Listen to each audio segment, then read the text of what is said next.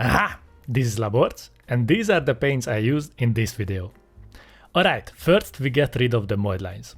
Go over all the sides of the limbs, the back of the head, sword grips, scabbards, and the blade of the sword.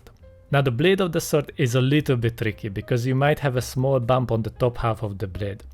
Be very gentle scraping that part, because if you create a huge dent in the blade, I will slap on your tiny hand. Maybe some sanding paper would be ideal for that problem, but be careful like scraping the dead skin from Granny's heel. If you go too hard on it, there will be tears. On the chainmail part, don't worry about removing some scales.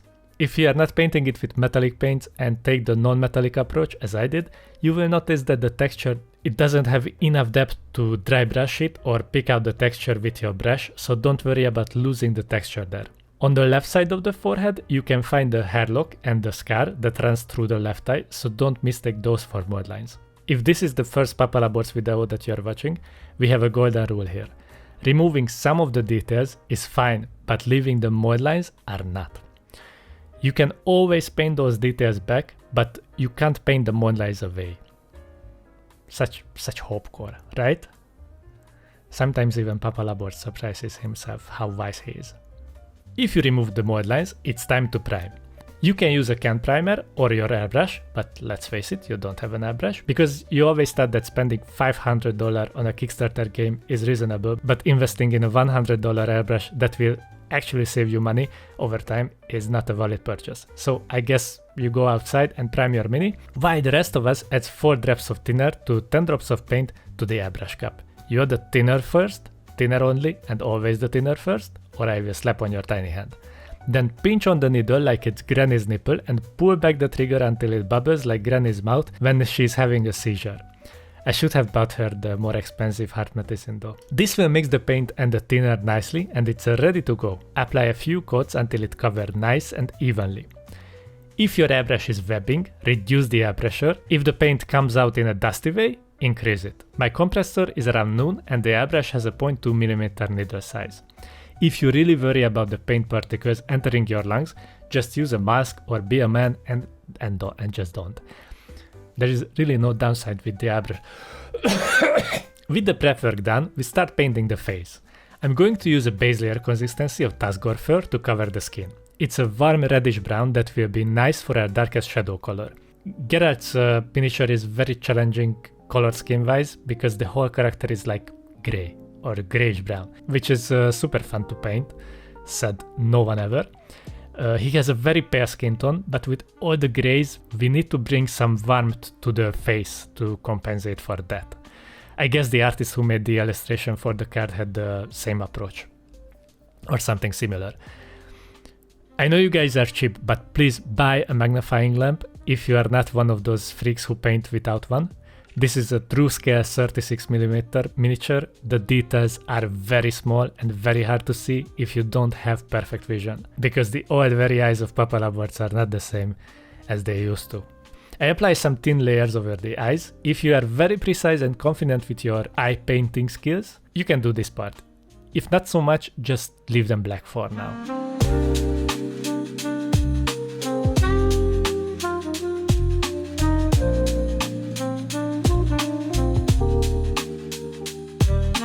After the skin, I cover the hair with daemonette hide. This will be our darkest layer color for the hair. It's a desaturated purple, and thanks to that purple, it's going to add more depth to our shadow areas. We cover the beard as well, only leaving the lower lip to stand out from the facial hair. Right now it's hard to believe that this mini is going to look good, but believe in Papa Laborz or I will slap on your tiny hand.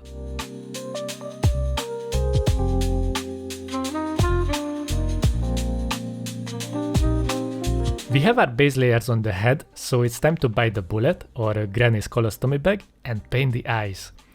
Use your favorite off-white and a consistency that is more of a base layer, but just a tad bit thinner, so it flows nicely from the brush, but it's not too runny, like the content of the colostomy bag, so you have nice control over your consistency, and it should cover very, very nicely. Shape your brush's tip on your knuckle to make it pointy, like Granny's nipple, and paint the eyes going from the sides. Never going from the front, always from the side, so the shape that you create with your brush will follow the form of the eye more. If you are right-handed, turn the mini upside down for the left eye.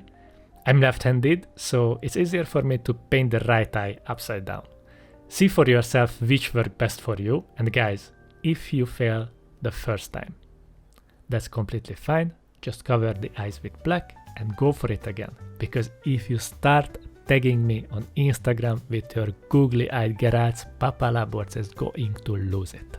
Start reducing your highlight layers like you would reduce the portion of Granny's heart medicine to see if it's a placebo. It was just a fun experiment of mine, but it turns out it's not placebo because her blood pressure is over the roof. Your volumes are not placebo either, so add more to the forehead, cheeks, nose ridge, and never ever forget about the ears. Use thin layers to build up the opacity of the paint over time and leave some shadow areas around the temple of the skull and under the cheekbones.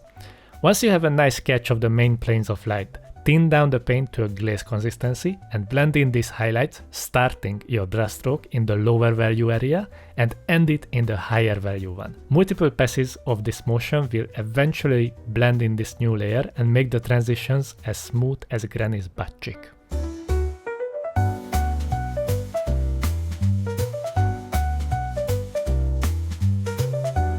Continue the process with flat flash with a thin layer consistency and cover some of the previous highlight layers to push the contrast on the skin and emphasize the brow ridge area for a more masculine look. Pick out the top part of the nose ridge and nose tip, leaving a little bit of darker skin tone between the two sections to have more depth, and pick out the nostrils too. Move the highlight area on the cheeks as close to the eyes as you can and stretch the area towards the ears, but not all the way. Papa Laborz painted hundreds of board game minis, and this one has a very nicely sculpted face. Even though it's small, it's worth the time to paint it very nicely. Reduce the highlight area on the lower lip to add some detail to it, and once you emphasize the main facial highlights, reduce your paint to a glaze consistency and blend it in just like in the previous step, moving your brush from the lower to the higher value areas. Or you can even go back and forth with the previous layer color. I had a bit of a rough time blending the forehead, but after some layers of glaze it blended in smoothly, because that's where you have the scar. But don't worry, we are going to bring that out so it won't get lost in our blending process. I mean, right now it is lost, but you know, we can fix it.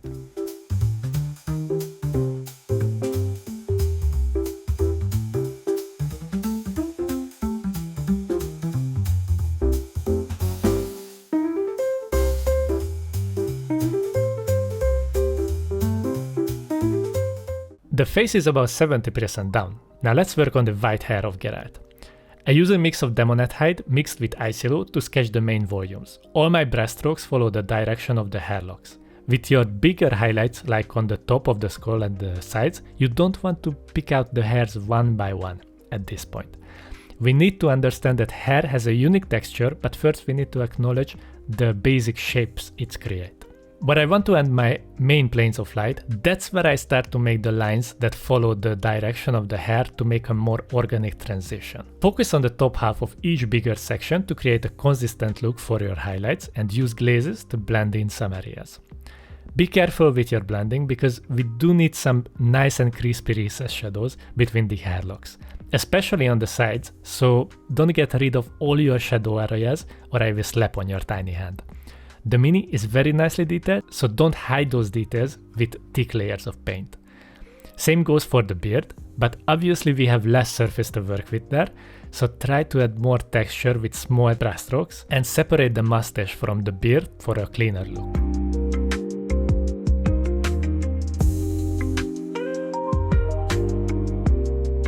With ice yellow, paint the maximum highlight on the hair. Now you can pick out each hair one by one to emphasize the texture and add more detail to it. With this pale and desaturated yellow, now you can see how well the purple shadows harmonize and create a nice contrast and look even more darker next to these high values. On the sides, where the hair drops to the shoulders, aim for the top half of the hair locks with your brush, and on the beard, try to add very small lines that follows the pattern of the hair, leaving some recessed shadows between the lines so you don't lose the texture and the contrast.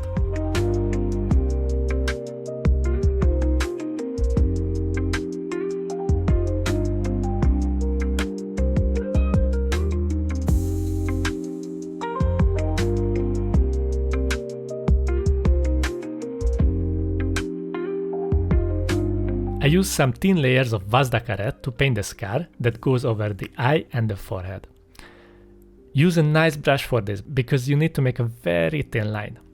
Aim for a consistency that flows nicely from your brush, so you don't have to use more pressure on your brush than necessary. Don't hold your breath while you're doing this, because that will create tension in your body. Just exhale softly while you paint this small detail. And don't be nervous. If you make a mistake here, you just have to redo the highlights on the skin and maybe repaint the eye.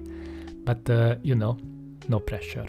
Now the character is almost done, but to make the skin a little bit warmer, I glazed some yellow ochre next to my maximum highlights. Just a couple of layers, and I use a hairdryer between the layers to dry them fast. Always wait for your layers to dry no matter what, unless you want to wet blend or use feathering, but if you're glazing, you can't rush because you will create horrible texture over the surfaces and I will slap on your tiny hand. Thanks for watching, and if you like to access the full PDF painting guide for Geralt, including the armor, the sword and the base, click the link in the video description. If you like to see Papa Laborz cover the core box, or who knows, maybe more minis from Path of Destinies, give this video a like, leave a comment like this video was kinda mid, low-key vibes, no cap. That's how young people talk nowadays, I just found out. And I honestly don't know what these words mean. It was just a fun fact for you guys because you could figure out by now, no young people watching my videos. Sorry. Consider joining my Patreon page with lots of exclusive PDF tutorials, early access to videos, or online one-on-one coaching if you need me to yell at you over Discord, but you know, in a very loving and caring way. A huge thanks to my patrons who support this kind of videos, with special shout out to Cold-Blooded Dom Trying to Paint Minis, Jonathan Mosner, Glitchy McCrash, Penoman45, Michael Kerr and Remlo. I hope your day will be as smooth as a granny's butt cheek.